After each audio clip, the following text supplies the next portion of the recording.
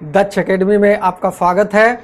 आइए हम लोग आज दूसरा प्रैक्टिस सेट लेके आपके बीच में आए हैं और इसको हम लोग देखते हैं कि आप इन प्रश्नों से आपको कितना लाभ हो रहा है। ठीक है, आप इन प्रश्नों को अच्छे से देखिए और इनको प्रैक्टिस करिए। आप हमारे साथ चलिए। संस्कृत के ये सारे प्रश्न हैं, यूपी टेट के लिए लाभदायक होंगे आपके लिए। अब हम लोग देखते हैं कि आपके सामने पहला प्रश्न है कि बुद्ध चरितम कस्य रचना अस्ति। ये आपसे पूछा जा रहा है कि ये जो बुद्ध चरित है यह किसकी रचना है। तो क्या ये अश्वघोष की है कि कालिदास की है कि श्रीहर्ष की है कि भारवी की है।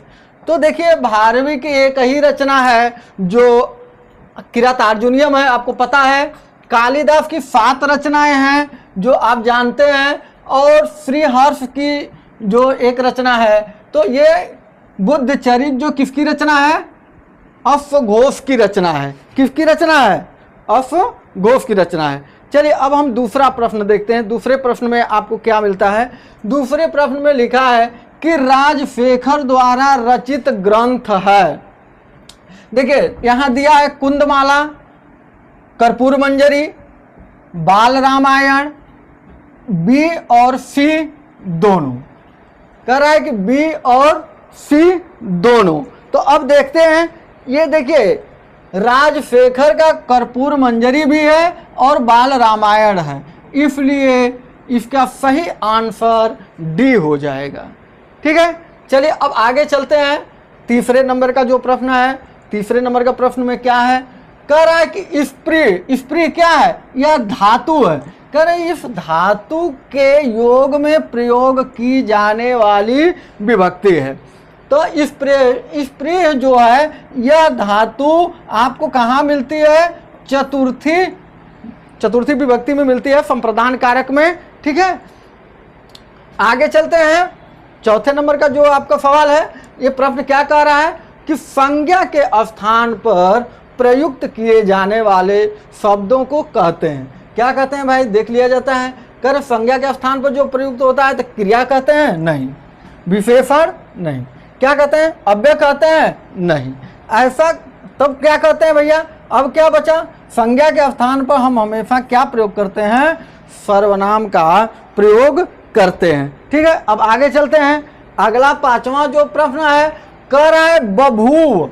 बभूव क्रियापद में प्रयुक्त लकार, पुरुष और वचन। ठीक है, देखिए आप जानते ही हैं कि जो हमारा लकार होता है वह 10 प्रकार से होता है। तो अब जो आप 5 तरफ से पढ़ते आए हैं, अब उसका ऑप्शन कहीं नहीं है। आप बड़े चिंतित हो जाएंगे, कह रहे हो तो जो हम 5 याद किए उसमें से तो पूछा नहीं, ये कहाँ से उठा के पूछ दिया। तो आपको पता होना चाहिए कि ये कितने होते हैं। जो लकार 10 होते हैं, उन्हीं में से पूछा है कि बभूव कहाँ का है। ठीक है, तो आप लिट लकार मध्यम पुरुष बहुवचन जब आप देखेंगे तो ये वहां पर बभूव बनता है। ठीक, अगला प्रश्न देखते हैं। स्वर संधि का उदाहरण है। अब स्वर संधि का उदाहरण है तो ये विद्वान धन जय तो नहीं होगा, ये तो व्यंजन हो गया। रामस टीकते भी व्यंजन हो गया और जगदीश भी व्यंजन हो गया। अब यहाँ जो है ये अष्टुना अष्टु लग गया, यहाँ झलाम जसवंते लग गया। ठीक, अब बचा क्या हमारा? एक ही ऑप्शन बच रहा है, सी।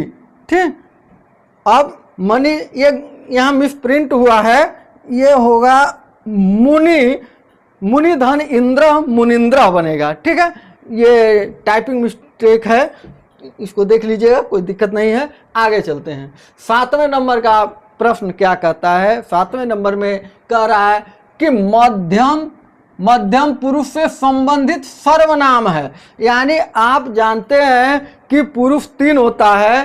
ठीक, प्रथम पुरुष होता है, ठीक, पीपी हम कहते हैं, मध्यम पुरुष होता है, एमपी कहते हैं, और उत्तम पुरुष होता है तो यूपी कहते हैं।